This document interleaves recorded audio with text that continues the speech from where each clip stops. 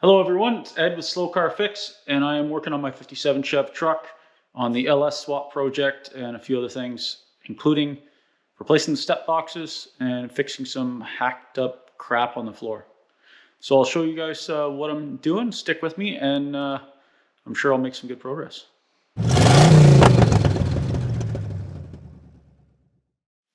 Okay, this is my 57 Chevy Truck. If you haven't watched any of my other videos, go do that. I've removed the 350 Chevy. I have the 6-liter over there. That's the 350 that came out. This truck is being LS swapped. I have to replace these step boxes and do a little patch on the floor in that corner, as well as make these inner cab corner pieces, and then paint the floor, sound deaden. I have some holes to seal up. I've got a million holes everywhere that I have to seal up. And I'm trying to make this cab more airtight as much as it can be.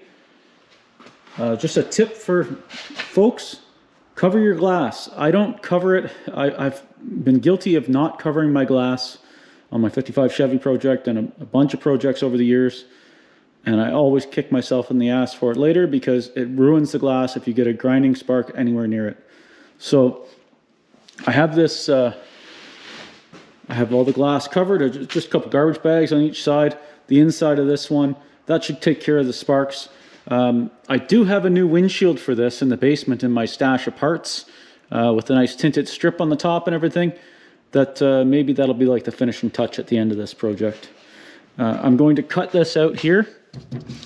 I'm not really sure how I'm going to go at it just yet, but I think I'm going to start somewhere on this edge, make this like a flat piece instead of the ribbed part. I think I mentioned it in my other videos. You can buy step boxes for each side. They're, I think, $180 each side, Canadian, which isn't that bad, but I have a brake and I've got some sheet metal here. So I'm going to cut this out so that way I have access to these inner deals down in here that you can see. I can put the truck up on the lift and access it from the backside, but it'll be a lot nicer if I can at least have the light from coming through here and all that sort of stuff.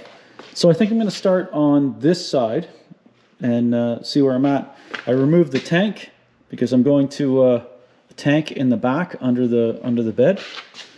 I've removed the center cover. The tunnel cover on the top there was kind of just like a coffee can that was all cobbled together, and I wouldn't even call it shaped into place. So that was kind of a disaster.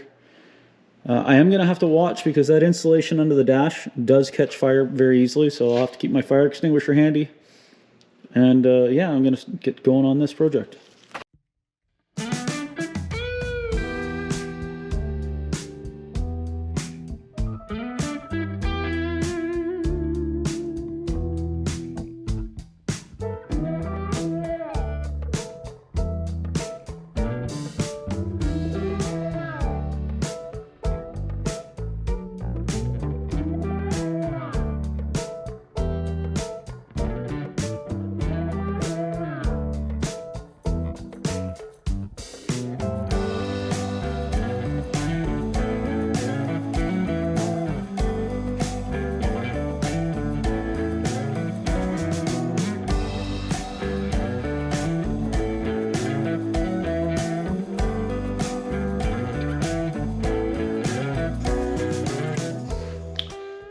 Well, as always, that escalated quickly. I have good news and bad news about my step box, probably on both sides, but definitely on the driver's side. Here, I'll show you what I've got cut out and what I have to fix, which is a lot. The good news is this piece here that was actually louvered was a skin that somebody had louvered and put on top of it. They did a similar thing for the tailgate, which is kind of cool on the tailgate. I don't really get it for the inside because it just collects dust and it's kind of a mess. But fortunately, I thought this was rotten right through, but this is all solid.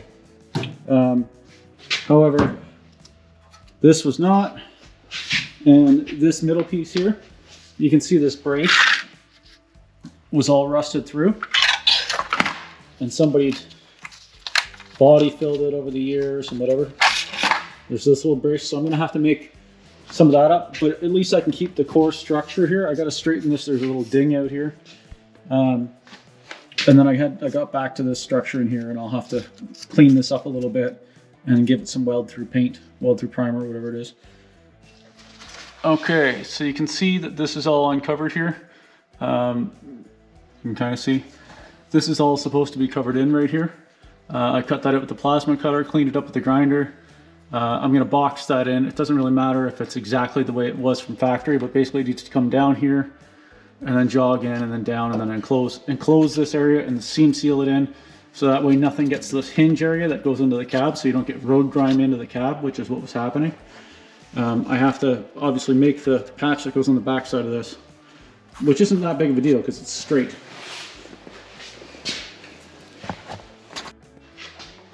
So upon inspection of the other side, this is why you can see why I plasticed everything. Upon inspection of the other side, it looks to be the same. It looks to be a little bit in the front, well, the whole front, a little bit in the back, a little bit in the middle of this, but the back of this thing is solid, the corner's solid. What I am going to do though is, like I said, I'll make that brace. So when I cut that brace out, it's just for rigidity. But when I cut that brace out, it went out with this piece. So I'm going to make it a little longer next time. That little C-channel, whatever brace, make it a little longer so it comes all the way to the corners. And that way it gives strength across the whole thing. And I can set my new piece in and cut it and butt it in place, butt weld it in place. I'm thinking that now that I'm looking at the work that I've got to do to seal this cab up, and I was thinking about, you know, there's some body filler here and somebody has body worked it at some time to try and make it look okay. I'm thinking what I'm going to do is maybe I'll snap a line like here on both sides and bed line the floor. That'll tie everything together after it's seam sealed and everything. Like once the tunnel's done and all that crap. Bed line the floor. That might tie everything together. And then when you open this in here, it'll all be textured bed liner, and it should hide a bunch of the metal work without having to do body filler. And it'll also make it so it's not stick, because I was thinking about some sort of skateboard tape or something, but I think bed liner might be work a little better. So anyways, I'm going to keep making pieces. I cleaned up a little bit. I'm going to do this side complete, then I'll go to the other side. That way I can reference that side for this side of how it's supposed to be. Because none of it's correct, but at least if I have a side to reference, then I'm not completely blind and end up having to Google pictures and stuff like that. Yeah, so this will be straightforward. The only thing is, like, this will be straight. The only thing is I'm going to have to make a little piece that comes in here and takes this little contour, because I think that is where this recess up here, the same sort of idea, but down here. Because I'm not sure why, but it's flared in like that, so I'll have to do something there to make that look better. I'm a little concerned that once I grind this a little bit, there's not going to be a whole bunch there. This stamped piece should be solid, because usually where it's folded like that, it'll stay solid. There was double and triple layers of stuff in here, so I had to buff that all off. Yeah, this is my life. This is fun, I guess.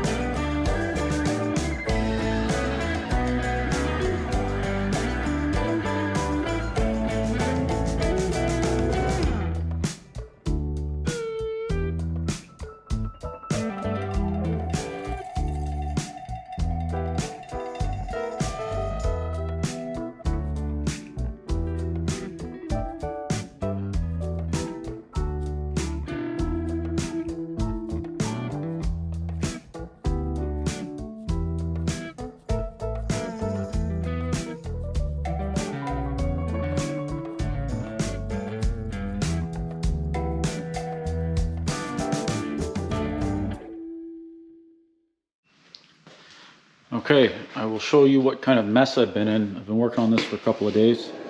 It's a little bit of an update. I don't even know where to start. I made a support here. I've replaced this piece back here. I've done all the boxing in of everything that's in the hinge behind here. And I know this doesn't look that pretty, but I had to rebuild this whole thing, make a whole new captive nut there, and then did this piece.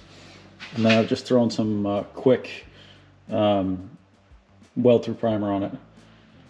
So that's kind of a mess. This job has turned into be, well, I guess it's no more than I already knew. So I have to do this piece on the bottom, and then I have to seam seal all the corners, sand it, maybe I'll sand it and prime it, and then I've got some bed liner stuff that I can roll on. So I think I'll do that. I'll try that and see how that goes, and that should kind of finish up this area. I've got a seam seal on all underneath. I've got to do rubberized undercoat, all underneath, rubberized undercoat spray. And like I said, I just have this one piece to add in here. I think what I'm going to do is I'm going to take it from this point and cut here and actually sit it on this one. I don't really like to do lap welds where I'm sitting on something, but this is kind of somewhere I want some support. But this is way more support than what was originally there, so that's handy. Lots of work. Okay, it's time for an update on the driver's side, and I guess another, I don't know, 4 or 5 days, and I'll be done the passenger side. I have to start it first. Hopefully, I can use some of the stuff that I learned on this side and go and use it on the next side. And usually, the second time doing it is a little easier. One thing though, I did so I seam sealed the corners where all the welds were, and a friend of mine that's in the body shop industry suggested that I don't use the bed liner on it because he said the bed liner will shrink and it'll peel up the seam sealer. He says don't use it over seam sealer. He says it changes a little bit as it dries. So he suggested I used rubberized undercoat, which I was using on the, I used all underneath it anyways. So I like that. Rubberized undercoat's easy, and if and when it wears, I can just tape it and spray another little touch up and no big deal. This isn't a show truck by any means, so you have to keep that in mind. You can see it's all seam sealed in the corners, except it all looks good except for here where I touch it with my finger, which is not ideal, but that's okay. I think it's nice. I think it's good. It makes everything look sort of uniform, and I think I'll do the whole floor with this when I'm done all the fixing on the floor. It gives it a nice texture, and it's durable. It's pretty good stuff. So I have a lot to do on the other side yet. I'm not sure if I'm going to start into it today or not. Show you what I did underneath. You can see I made this support, and this is where I joined it to the other one, to the old spot there. That's all seam sealed and sprayed with that same rubberized crap. So now on this side, you can see I've got the same thing to do again. I have to take this skin off here. I have to fix this stuff in here, which I did on the other side. I have to replace this front piece, probably replace this back piece. Definitely the same thing here, because this is all body filler that somebody's put on. I didn't use any filler on the other side. I don't want filler in this area because you're walking and you're going to put stress on it and everything. Like, look at the thickness of the filler there. It's like 1/8 inch. It's almost as bad as my 55. So, and then I have some fixing I've got to do here. I'm going to make a little patch that goes here. I'll rip this off. See how bad that is. Just weld in a little patch. It's no big deal. Same thing. Seam seal and the rubberized undercoat. I'll probably fix this hole right now while I'm doing it. Not right now, but when I'm doing this one, I'll do that one. And then, as I mentioned, I still have to do this little bit here that goes in the corner to close this off. I'll probably just make something that goes in there and sits in there, and that'll be all good. And then lots of seam seal and lots of rubberized undercoat. So I would say I'm like maybe a third of the way done this floor seal up business. Lots to go yet, but it's good. The other thing I spent a bunch of time doing was getting the door to open and close properly. So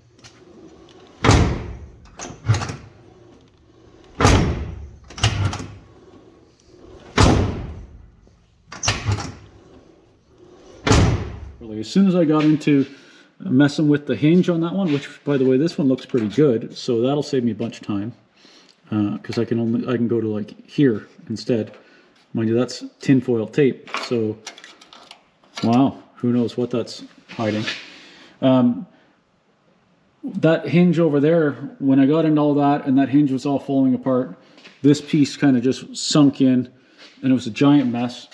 Then I had to play with it to get the door to close, because the door wouldn't close. So yeah, you can see where this is through to the ground. Wonderful. So that's why there was always dust coming in all the time whenever I went anywhere. Like, you get this layer of crap. I vacuumed this out already, but there's still a layer of crap there. And I got to seal off the where the fuel tank drain was. Yeah.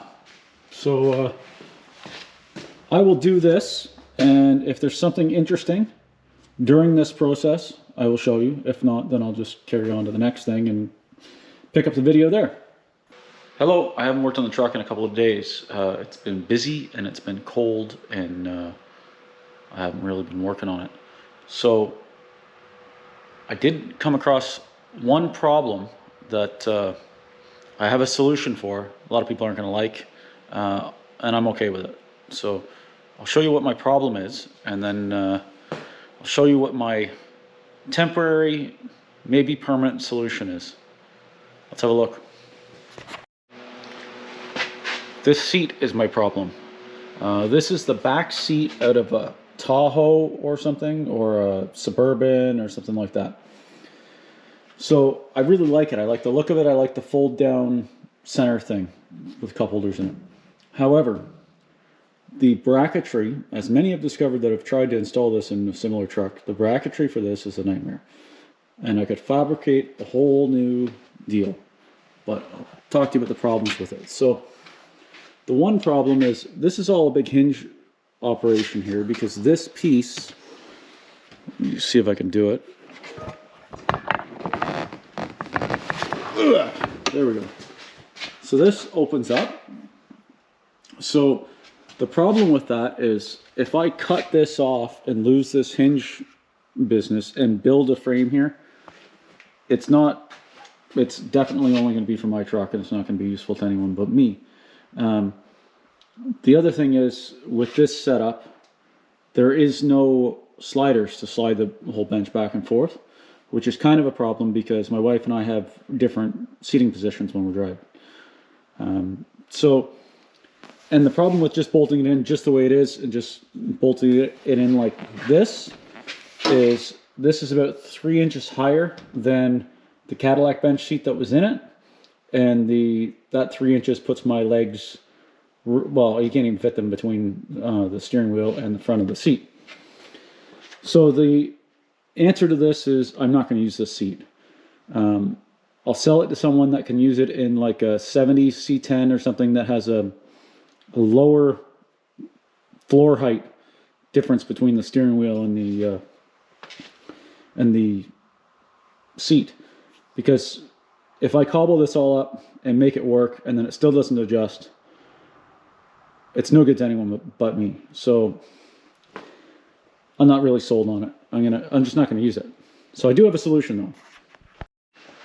Okay, my solution that folks might not like, and I know some of my friends don't like, is I have a couple of modern bucket seats that I got from friends of mine that I was going to use in my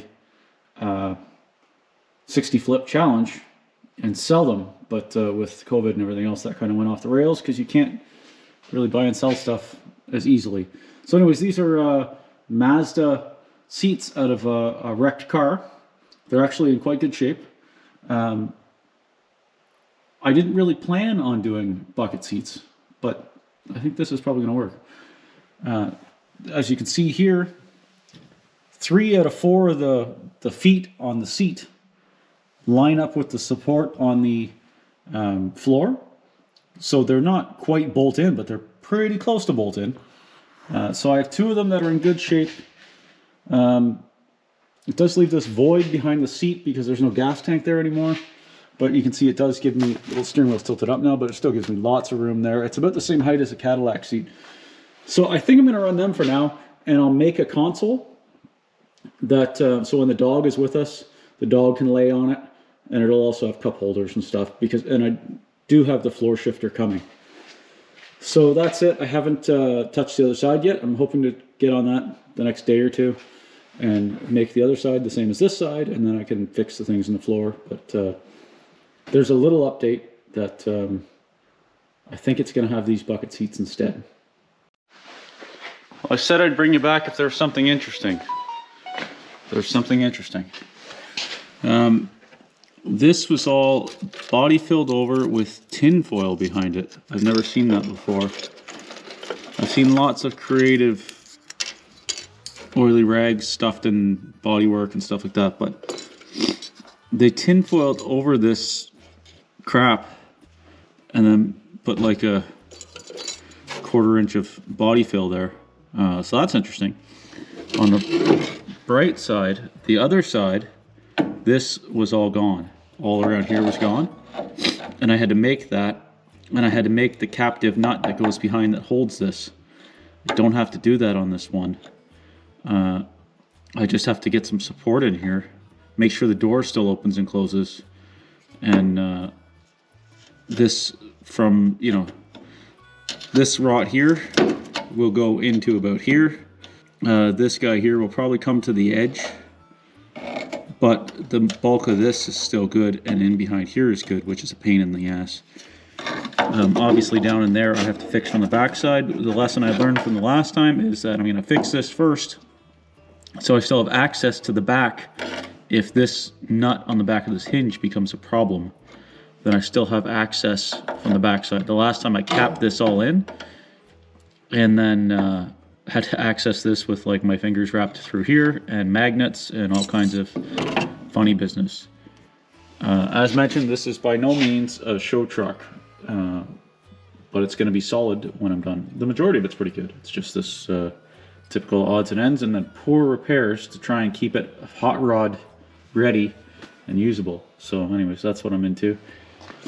And then as I mentioned before, I have this little guy here that I got to do.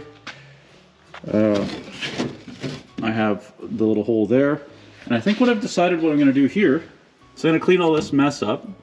Take this, I don't know, I'll figure out what to do about that, but I'll take this, I'll clean this whole mess up here, cut that out, and I'm going to make an attachment that goes onto this and put in nutserts, so I have a removable tunnel piece so I can access that anytime. And then I'll put like a foam weather strip around it, and then it'll all be sealed up. And then obviously I'm doing sound deadening and stuff in here, but that'll be good.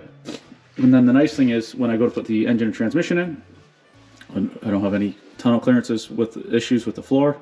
And then when I put in the low-car floor shifter that I've bought, I can attach it right to the transmission and not really worry about it trying to cut a hole in the floor, because I can cut a hole in that pan and then set it down over top of the shifter after. Because the shifter I bought, I deliberately bought one that doesn't have any cables, that it's all mechanical linkage, because I like that better. So yeah, I'm into rust repair. That's what I'm doing today for a little bit. And Jack, the gentleman who bought the engine, is coming to get it today, so I'm not sure if he built a little trailer. I might do a video of or a little shot of putting that in his trailer. Other than that, I'm picking away. I have to take these screws out, pull this panel off. Now I don't know if this is something the guy like, there's louvers all over the place on this truck. There's louvers on the glove box door, there's louvers on the tailgate. I don't know if the guy made a buck and did this, or if he just cut the back out of a bunch of kitchen stoves and used it. But anyways, kind of interesting.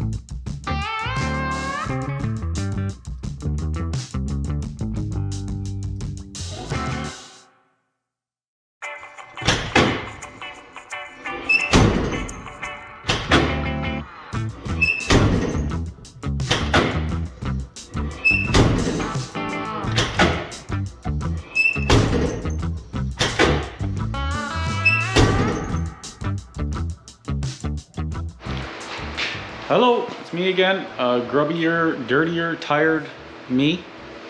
I'm going to show you where I'm at for progress and talk to you a little bit about rust repair, because there's a couple of things that you should keep in mind if you're doing some rust repair. Also, Jack came and picked up the 350 and the 700 R4. Super nice guy, really down to earth, regular sort of dude, and has a really nice lowrider Monte Carlo. He was telling me all about it and telling me about how they work and how to beef up the frame and all kinds of things that I wouldn't even think about for if you want to bounce your car or drive around on 3 wheels or some crazy stuff like that. So anyways, it's pretty cool. He's gonna send me a video of when the engine's in the car and running. He says he's gonna swap it in his driveway. It'd be pretty cool. Anyways, I'm gonna show you what I got going on here and my mess and a little bit about rust repair. Okay, so this is where I tell you that if you have an opportunity to buy a Southern rust-free vehicle, do that and don't do this. I love this truck, but it's had some rust and it's had some poor fixes, and now I'm fixing the fixes.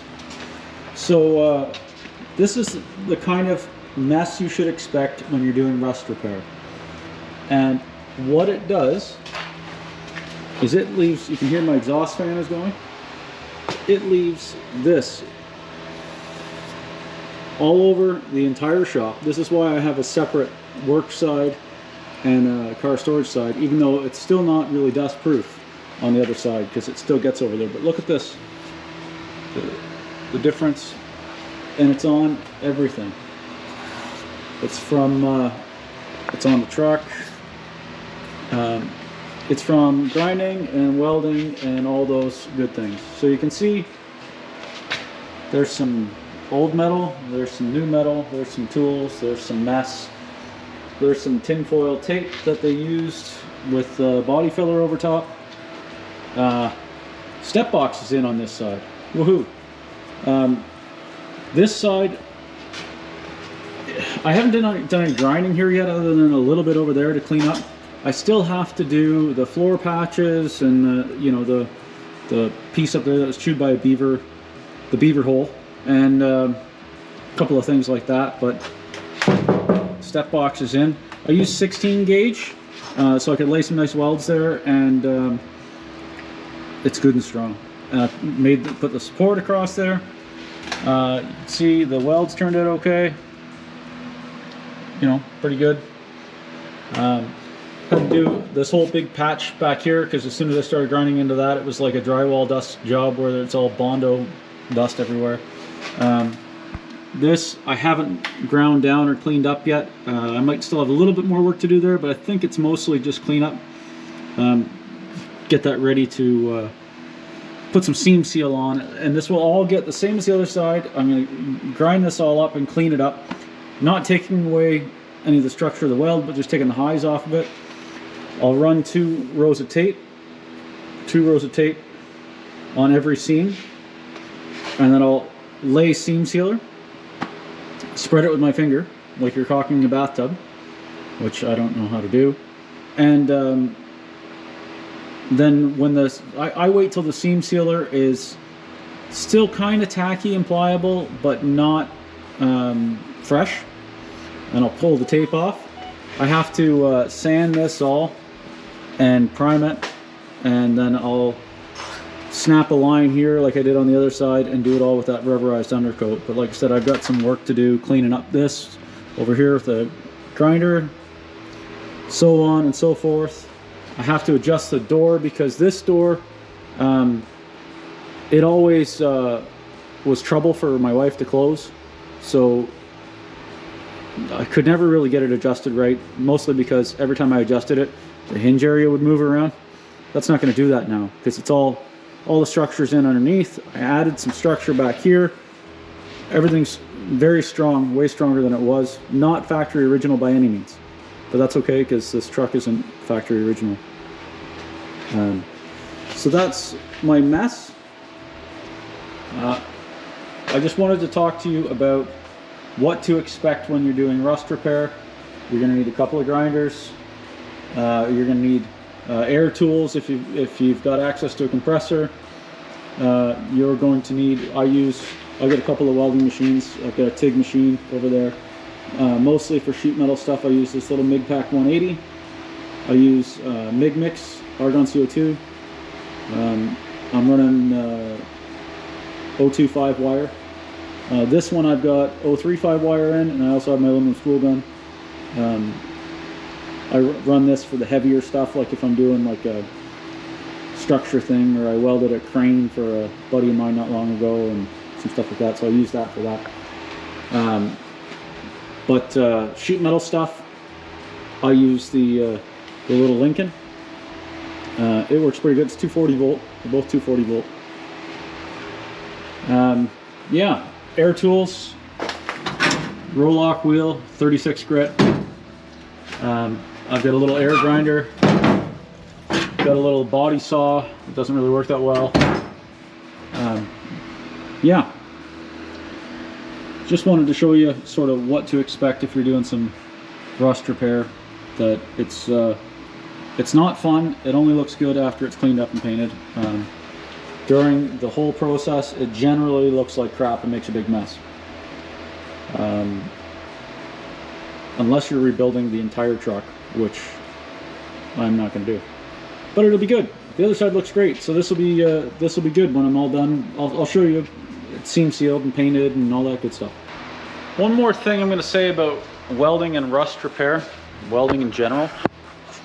I've welded for years as a hobby. I welded professionally in my job in both trades, as a millwright and as an electrician. I did a lot of welding over the years. This whole going like this and tacking like that, you're not doing yourself any favors.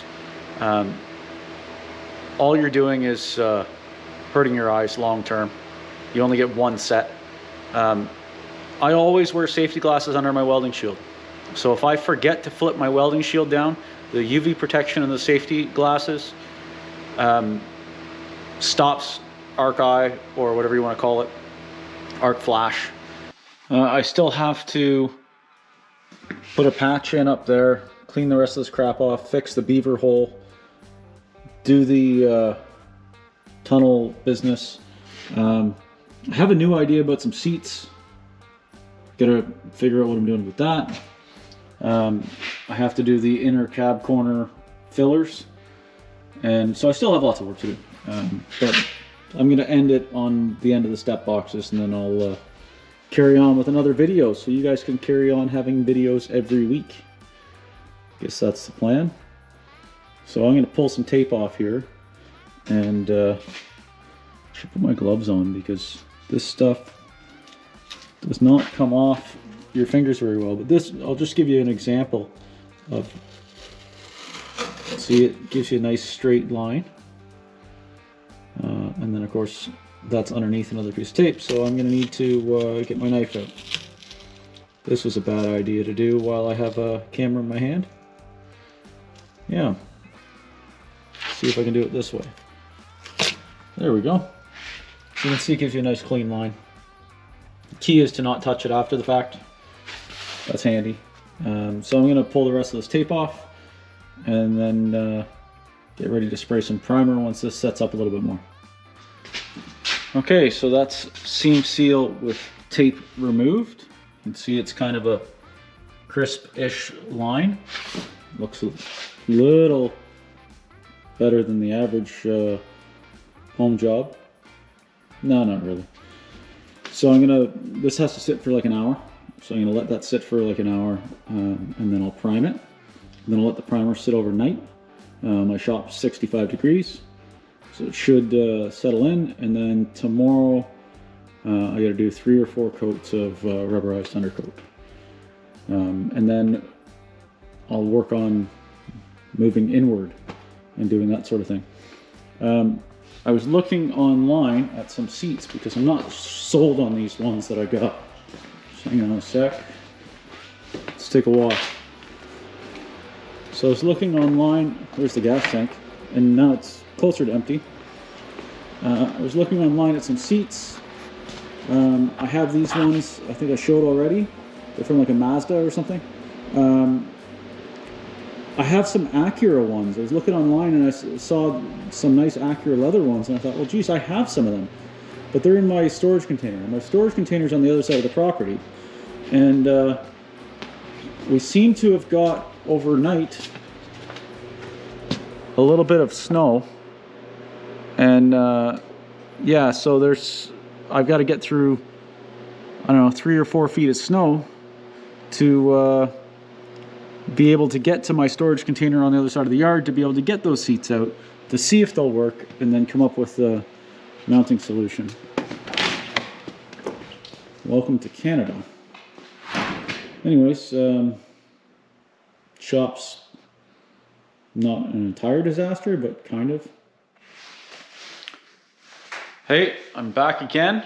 It's cold, it's snowy, and I'm done the step box on the passenger side, and I will show you guys how it turned out and talk about what I'm going to do next, and wrap this video up.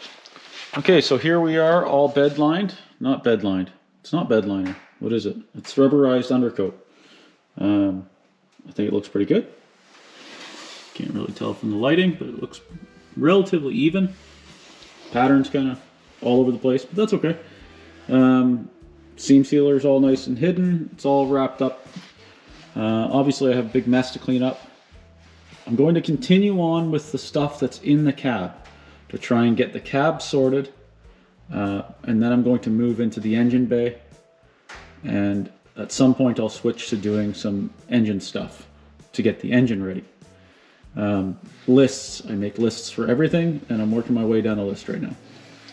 So I have to do this patch here, the beaver hole that I keep talking about that I'm dying to get rid of, the hole for the starter button, the floor starter, I think that's what it was, push button. This hole over here for the fuel drain, the inner cab corner plate things I gotta make and put in, weld up any holes I don't need in the floor because there's a ton of them. And I think that's as far as I can take it right now until I can get the seats out of my storage container. And then I can, when I do that, then I can look and see if those are the ones I'm going to use, how they're going to mount, and make mounting brackets and all that sort of stuff. Also thinking I'm going to go to a 3-point retractable seat belt. So I got to figure out how I'm going to mount that up there without screwing everything up too much. So I'll look at that and see what I'm going to do. This is my mess. As you can see, I've got lots of work to do in here. A lot of holes to fill, a lot of things to figure out. And then I'm going to paint probably just a spray bomb from the lip there and down. Paint that black or something, just to clean that up a bit from when I start to patch all these millions of holes. It's almost like it's perforated. It's got so many holes. Okay, so that's it for this one. A little bit of progress on rust repair. This video is probably long, but it is what it is. You get what you get.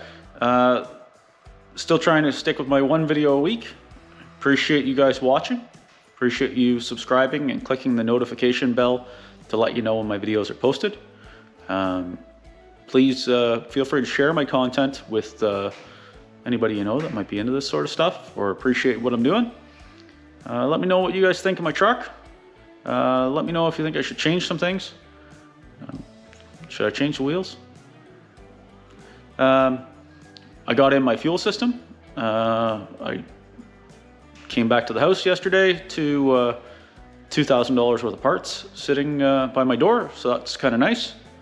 Got the shifter, got my fuel system, my fuel tank, all kinds of stuff. So the only thing that's needed now is my time to keep working on it. So I will keep you guys up to date as I progress. I'm looking forward to there being less snow here, being a little warmer, and being able to use my truck. So fortunately, that's not happening anytime soon. Fortunately or unfortunately, that's not happening anytime soon. So I've got lots of time to get my stuff done. Thanks for watching, and I will see you on the next one.